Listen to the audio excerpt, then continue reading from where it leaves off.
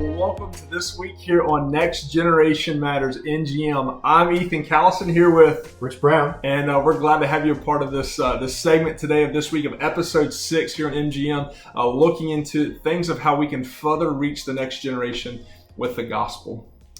Ethan, I got a question for you. How can my generation, the 50-somethings and even the 60-somethings, and 40-somethings as well, but how can the generation ahead of you in ministry, how can we best minister to you? Because you guys are the ones we're handing off the baton of the gospel to, 2 Timothy 2:2. We are handing off the gospel to you guys. So how can we not just work with you well, but also invest in you well and partner with you well? Yeah, I even look at some of the principles of following after Jesus. It's not a decision as much as a journey. So with that next generation, with your generation, Porn, some of the simple things, just invite us to the table. Invite us to that leadership table, because we do have thoughts, we do have ideas. And even last week, as I talked about, one of the things that we do sometimes that we shouldn't do is we talk more than we ask questions. But invite us to the table and be willing to hand those keys of leadership off to us. Allow us, I'm going to use this word, allow us to fail safely. And what I mean by that is allow us to take our creative ideas, to take our creative thoughts and implement them. And if we fail, hey, we've learned something along the way, but hey, God might be working in the midst of that to reach people that we may never have ever reached before. And so in that is allowing us room for growth, right?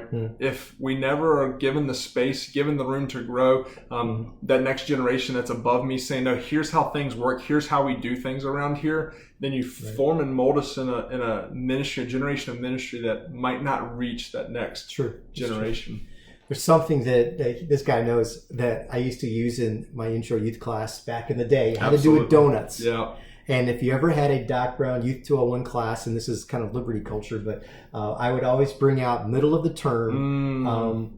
He's getting revival right here. Salivating right now. Yeah. I totally would taunt them with, I'd say, the theologian Forrest Gump would mention life is like a box of chocolates. So I would say Doc Brown says student ministry is like a box of donuts. So we have Krispy Kreme donuts, right? Well, the students didn't get it, just myself and my grad assistants, because we're pigs. So, what we would do is I would talk about philosophy versus program. And program is the structure. And unfortunately, I grew up in the generation, when I was at your point, the generation before me was all about form and structure. This is how we do it. Don't mess up the structure. Yeah. We've always had Sunday night. We've always had Wednesday. We've always done it this way. VBS is always the third week of June. So when you come around, you just ask the question, why? So we were kind of the first Mavericks, because we were starting to ask the questions, why? And now here we are on the other end. So now y'all are coming up saying, why?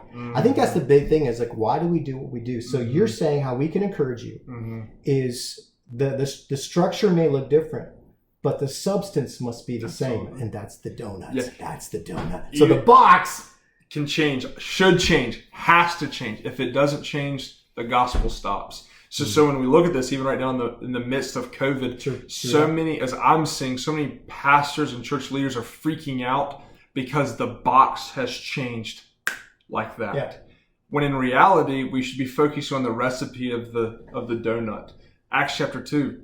We can do Acts chapter 2. It doesn't take a building and a Sunday morning to do that. No. So in that is allowing yourself to think outside the box, and maybe having God-like goals, God-like dreams of how do we reach people, not being confined to 1 hour, 1 day. So how can I come alongside your generation and think, okay, now how can we use the word market? That sometimes that's not a good word in Christian circles, but how do we deliver the gospel?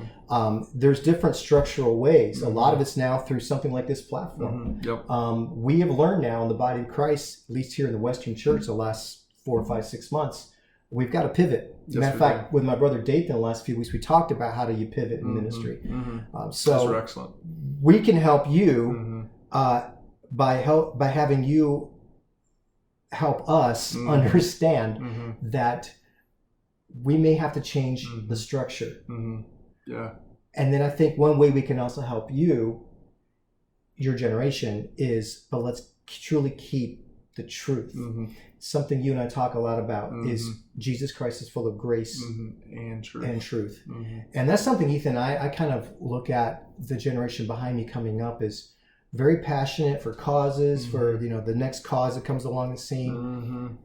Philippians 1:27, as we strive together as one person for the faith of the gospel. And that has to be that hub of everything that we do. Yes, it does. We can all say that, but to truly be sincerely, engaged with, we've got to be about the gospel. Let me say this. Yeah, please. The main thing has to stay. The main thing. And the main thing is the gospel. That has to stay the main thing. Doc, what's something that you have looked at many of men and women of my age? What are some things that you see in us that you'd be like, walk softly here? Yeah, well, again, I love the energy. I do. I love the fact that I'm seeing a heart for people. The concern I would have is that with our heart to love people, love isn't always just on embracing who they are. In other words, Jesus had to have difficult conversations. That's very good. And sometimes I pick up through social media that those younger will say, well, Jesus only had hard conversations with the religious people. He he went after the religious ones. Actually, he brought some hard truth to those who weren't saved either, calling them vipers and all kinds of stuff. I mean, so what I'm trying to get at is, as we love people, and we love them well as our terms today, we also have to make sure that love has to include truth. And there are hard truths. The fact that Jesus is God, the fact that Jesus died, the fact that Jesus rose again, the fact that Jesus said you must surrender your life to him, embrace his grace, and there's no plan B for salvation. That makes me, in our culture today, an extremist. That's how the culture embraces, or let's say comes against us. So as we try to love people well, I think of John 17, when Jesus prays, kind of that tap out, right? A tap out prayer toward the 12. He says, Father, sanctify them by your truth. And he declares truth. Your word is truth. What's going to keep us in unity isn't our love for sports. We're history nerds. We have a lot of same passions. That's why we always got we had such good relationships in multiple fronts. But at the end of the day, we talk about Jesus, and we will talk theology, and we talk about his truth. So that's the thing I would encourage our next generation is, as you do life and as you embrace people, the reason we embrace them is they will become followers of Jesus and followers of truth. So don't water down the gospel just to have a bigger friendship base. What do you think? Take us home with that. One of the things I think about is what J.D. Greer says when he says it's not about your seating capacity, it's about your sending capacity. And in that, as we have become fully devoted followers of Jesus, and even at the church that I serve at Fellowship Community Church here in Roanoke, Salem, Virginia, we say that we're for the Roanoke Valley. And one of the things that we'll say in that is, if somebody knows we're for them but doesn't know that Jesus died and wants to save them, then our whole mission has failed. We may be good friends. They may know that we love them, but if they don't know and they haven't heard us proclaim, you've heard the saying before, like, share the gospel with them, and if necessary, speak. It's like, well, you obviously didn't read the New Testament, because you have to boldly proclaim, speak. And by the way, the guy who gets the St. Francis of Assisi never said that. It was like, whoa, he didn't say that? Yeah, because when I hear that, sometimes that's used as a cop-out, in my opinion, and I'll share it loud. That's a cop-out. They're like, well, dude, I don't need to say it, I just live it. Well, and this is where I kind of drill down in some training stuff when I say this. Level 1 without level 2 is an incomplete mission. Absolutely. When you build a relationship with somebody, but you don't eventually share the gospel of Jesus Christ, that's an incomplete mission. So that's actually, the thing. We're entrusting you all with this great commission. Go ahead. You want to say something? I was just saying, you really don't love someone enough if you don't share the gospel with them. If you build a relationship with them, if you're journeying right across the wall, we live in a townhouse, have a good friend that I'm building a relationship with, but I love him so much that I share the gospel with him. If I just built a relationship and didn't share, then I really didn't love him enough. Right. So, Good stuff.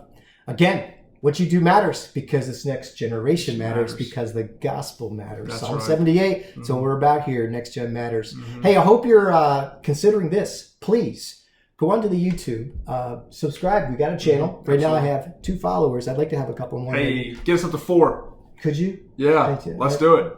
Checks in the mail. But also, we have just launched this series that I have on Thursdays, and these are for those who are just subscribing. In other words, I kick out an email every Thursday, and then they will get a small training video on more of the how-tos of student ministry. So I hope you'd want to take part of that. That's called NGM Focus. The Facebook page talks about it. Website definitely talks about it. So very cool. Where can they find you, Doc? Where can they find me? Yep. Usually in my basement. No, I mean online, Facebook. Facebook, which website? Okay, yeah. NextGenMatters.com is the website. YouTube channel, Next Gen Matters, YouTube channel. And then, of course, Facebook. I'm all on that all the time because we're all on smartphones. Absolutely. So, yeah, definitely. Good. Thanks, Doc. I appreciate it, man. All right. Take care.